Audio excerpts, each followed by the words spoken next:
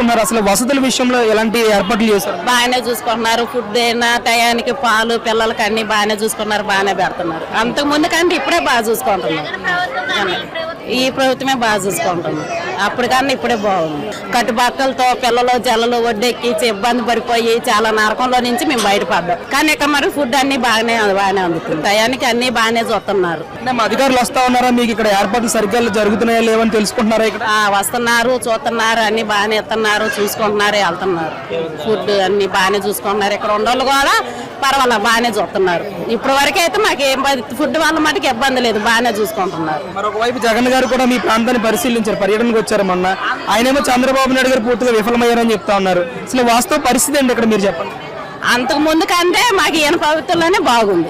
అంతకు ముందు ఒకసారి వచ్చినా కానీ ఆయన మమ్మల్ని పట్టించుకోలేదు, మమ్మల్ని చూసిన వాళ్ళు లేదు, మాకు ఫుడ్ ఇచ్చిన వాళ్ళు కూడా అప్పుడు లేరు. ఇప్పుడే ఇంకా మాకు ఇంకా సౌకర్యంగా మాకు బాగుంది.